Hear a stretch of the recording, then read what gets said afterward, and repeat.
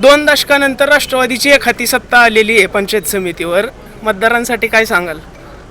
नाही, निश्चितपणानं आज खंडाळा पंचायत समितीमध्ये राष्ट्रवादी काँग्रेसच्या सभापतीपदाच्या उमेदवार छायाताई जाधव, त्याचबरोबर उपसभापतीपदाचे पक्षाचे उमेदवार आमचे संतोष वीर, या दोघांची बहुमतानं निवड किंबहुना बिनविरोध निवड आज पंचायत समितीच्या सभागृहामध्ये पार पडली।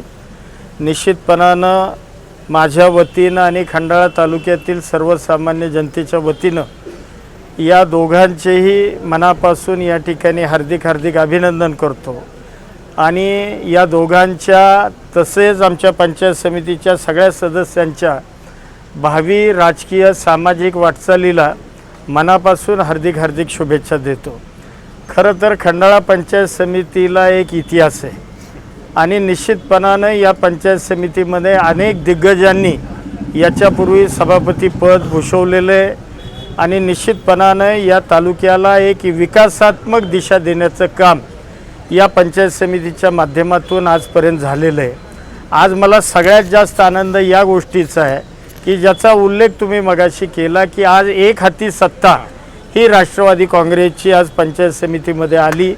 मला खात्री आहे की आमचे सभापती, नवनिर्वाचित सभापती, उपसभापती हे दोघंही या खंडाळा तालुक्यातील सर्वसामान्य लोकांच्या प्रश्नांना न्याय देण्याचं काम करतील।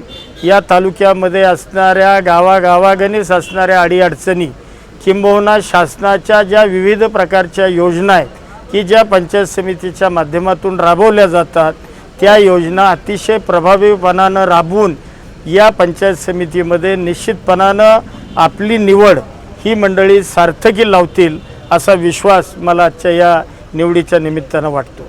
भाजपकडनं दावा असा केला जातोय की आपल्या राज्यामध्ये महायुती सरकार आहे, त्यामुळे खंडाळा पंचायत समितीमध्ये आम्ही बिनविरोधची केलेली आहे, तर यावर आपलं मत काय? नाही, आता मी त्या विषयावर काही बोलणार नाही। त्यांचे मी आभार मानेन, म्हणजे त्यांनी अर्ज भरला नाही, त्यांचेही मनापासून मी आभार मानतो की त्यांनी ही बिनविरोध निवडीची प्रक्रिया ही त्या ठिकाणी पार पडली।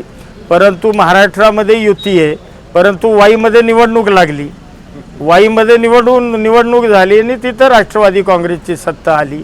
आज मला सांगायला आनंद वाटतो, आज जिल्ह्यामध्ये 11 पैकी 5 पंचायत समितीमध्ये राष्ट्रवादी काँग्रेसचे सभापती निवडून आलेले आहेत आणि निश्चितपणानं ही राष्ट्रवादी काँग्रेस या जिल्ह्यामध्ये जी पूर्वीपासून सक्षम होती त्याचा प्रत्यय पुन्हा एकदा लोकांनी या निवडणुकीच्या निमित्तानं आणून दिलेला आहे। भाजपकडून सोयीनुसार युती धर्म पाळला जातोय का? नाही, मी आता त्या विषयावर काय बोलू।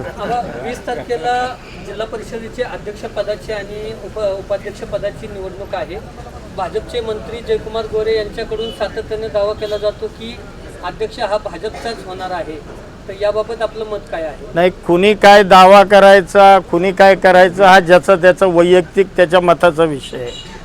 म्हणजे कुणी काही मतप्रदर्शन करायचं हा त्यांचा वैयक्तिक विषय आहे, मला त्या विषयावर काही बोलायचं नाही। आता 20 तारीख काही फार लांब नाही आहे, बघूया, घोडे मैदान जवळच। यामध्ये बाजी कोण मारणार असं आपल्याला वाटतं? ते आता 20 तारखेला कळेल आपल्याला। दुसरी गोष्ट म्हणजे फलटण यामध्ये राष्ट्रवादीकडनंही दावा दाखल केला जातोय की सभापती आमचा झालेला आहे। मुळामध्ये फलटणमध्ये जो सभापती निवडून आलाय तो घड्याळाच्या चिन्हावरचा आलेला आहे।